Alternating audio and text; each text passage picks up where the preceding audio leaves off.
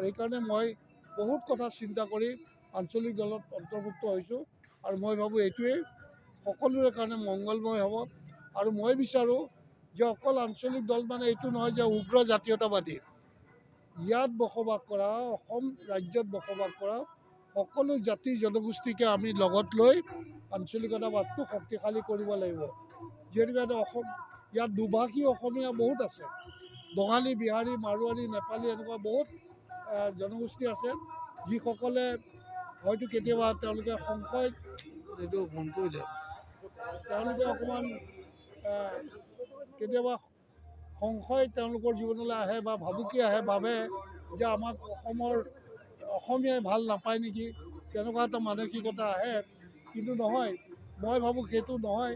যিহেতুকে জ্যোতিপ্ৰসাদ আগৰৱালাও ইয়াতে জন্ম হৈছিলে আৰু চন্দ্ৰকুমাৰ আগৰৱালাৰ নিচিনা মানুহ ইয়াতে জন্ম হৈছিলে।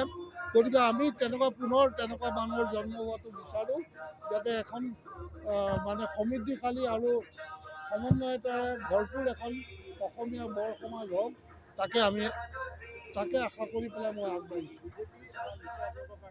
এইটো বন্ধ কৰিব কোৱা নাই, বন্ধ কিয় কৰা? চাওক, বিজেপিয়ে যি হিন্দুত্ববাদ কৰিছিল মই তাক বিশ্বাস কৰিছিলোঁ, কিন্তু সেইটোতো হিন্দুত্ববাদ নহয়। কিয়নো বিজেপিয়ে আজি অসমীয়া জাতিটোকে শেষ কৰি দিলে। কোনো এটা জাতি জনগোষ্ঠী আজি কোনো এটা সমষ্টিত আজি অধিকাৰ নাইকিয়া কৰি দিলে। এয়াই কি হিন্দুত্বৰ মানে হেৰি নেকি, মানে তেওঁলোকৰ দৰ্শন নেকি? আমাক চবকে দুৰ্বল কৰি দিলে। সেইটোতো আমি কেতিয়াও ভবা নাছিলোঁ। তেওঁলোকে কৈছিল যে আমি হিন্দুৰ মাজত কোনো বিভাজন থাকিব নালাগে, ভেদভাৱ থাকিব নালাগে। আজি খালি ইটো সিন্দু চব হিন্দুকে তেওঁলোকে আক্ৰমণ কৰিছে। আজি মানে ইয়াত ক'বলৈ গ'লে মনুস্মৃতি বস্তুটোৱে আজি ইয়াত ক্ৰিয়া কৰি আছে, যিটো বস্তু আমাৰ এই বিশাল সমাজখনত এইটো প্ৰযোজ্য নহয়। যেনে আমাৰ যিসকল দলিত পিছপৰা মানুহক তেওঁলোকে এটা ঘৃণাৰ চকুৰে চায় আৰু তেওঁলোকক ভাবে যে তেওঁলোকৰ ভৰিৰ তলত থাকিব লাগিব। সেই দৰ্শন জানো আজিৰ দিনত জানো প্ৰযোজ্য হয়? আজিও যদি তেওঁলোকে সেই মানসিকতাৰে এখন দেশ চলাম বুলি ভাবিছে, সেইখন দিশত মই তেনেকুৱা অন্তৰৰ আদৰ্শৰ মাজত মই কেতিয়াও নাথাকোঁ। মই নিজকে কেতিয়াও নাভাবোঁ যে মই আনতকৈ সৰু, মই আনকো নাভাবোঁ যে মোতকৈ সৰু বুলি কোনোবা। সকলোৱে সমান অধিকাৰ আছে। গতিকে তেনেকুৱা দৰ্শন সাধাৰণতে এখন বহল সমাজত থকাটো অনুচিত। আৰু যিজন মানুহে আজি শাসন কৰি আছে, তেওঁতো এক হিটলাৰী শাসন চলাইছে, যি হিটলাৰী শাসনে কাকোৱে শান্তিত থাকিব দিয়া নাই। সকলোৱে ভয় সংশয়ৰ মাজত জীৱন কটাব লগা হৈছে। গতিকে ৰাইজে আজি মই ভাবোঁ ৰাইজে এটা বিকল্প বিচাৰিছে বিজেপি। আৰু অকল সেয়াই নহয়, আজি আৰ্থিক দিশতো ইমান শোষণ কৰিছে। ৰাইজে সকলো সময়তে যিকোনো সময়তে টেক্সেই দি থাকিব লগা হৈছে আৰু ৰাইজৰ কঁকাল ভাঙি গৈছে। ৰাইজৰ হাতত পইচাৰ কোনো আমদানি নাই। স্থানীয় ল'ৰা ছোৱালীয়ে কোনো স্থানীয়ভাৱে ব্যৱসায় বাণিজ্য কৰাৰ সুযোগ নোপোৱা হ'ল।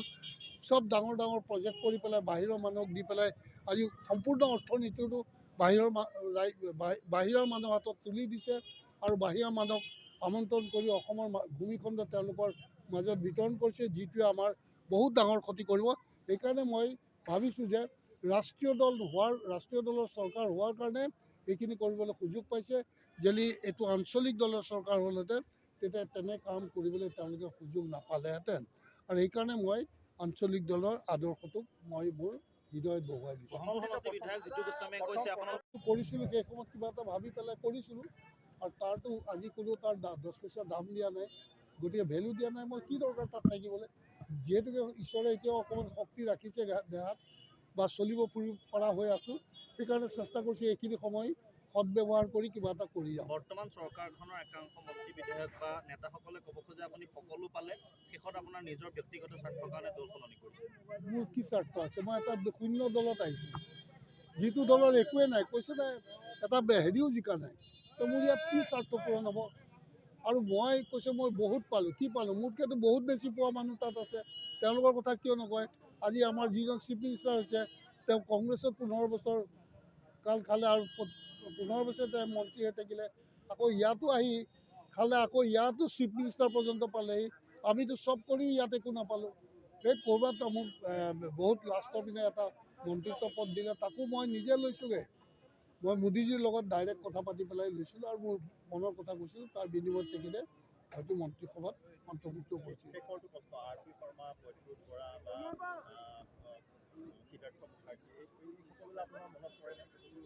আৰ পি শৰ্মাৰ লগত মই বহুত কথা পাতিছিলোঁ। প্ৰদীপ বৰাক মই ইমান পোৱা নাছিলোঁ, সিও ওলাই গ'ল মই জানো। ধৰিছিলোঁ, আমি সকলোৱে ধৰি পেলাই ইমানখিনি পোৱালোঁ। কিন্তু যিসকল নেতাক চাই পেলাই আমি কৰিছিলোঁ, তেওঁলোকক আজি বৰ্তমান যিসকল ক্ষমতাত আছে তেওঁলোকক চাই পেলাই আমি দল কৰা নাছিলোঁ। কিন্তু আজি তেওঁলোকে আমাৰ নেতাক গালি দি পেলাই আজি আমাৰ দলৰ এইটো মোৰ নহয়, এতিয়া বৰ্তমান বিজেপি দলৰ এটা চিফ মিনিষ্টাৰ পৰ্যায়লৈ আহিলে আৰু তেওঁৰ চাংগু পাংগু সকলোকে আনি একদম সম্পূৰ্ণ ক্ষমতা প্ৰদান কৰি পেলাই আজি তেওঁলোকে আগবাঢ়ি গৈছে। আৰু আমাৰ সকলোবিলাক দলীয় কাৰ্যকৰ্তা, সাধাৰণ কাৰ্যকৰ্তা চব আজি অৱহেলিত হৈ আছে, দিশতো গৈ আছে। গতিকে সেইটো অহংকাৰে তেওঁৰ কথাই কাম নিদিব। আমি পোৱা নাই হয়, কিন্তু আমি পাম। আমাৰ বিশ্বাস আছে ৰাইজে আমাক আদৰি ল'ব, সামৰি ল'ব, কিয়নো আমাৰ লক্ষ্য বেয়া নহয়। তেওঁলোকে যিটো দেখুৱাইছিলে সেইটো তেওঁলোকে পৰিচয় দিয়া নাই। আৰু অসমৰ কোনো এটা অসমীয়াৰ স্বাৰ্থ সুৰক্ষিত হোৱাকৈ কোনো এটা সমস্যাৰ সমাধান নকৰিলে। তেওঁলোকে আজি এখন ভূমি আইনো উলিয়াব নোৱাৰিলে বা নুলিয়ালে, যিটোৰ দ্বাৰা অসমীয়া ৰাইজ কেতিয়াবা সুৰক্ষিত হ'ব পাৰিব।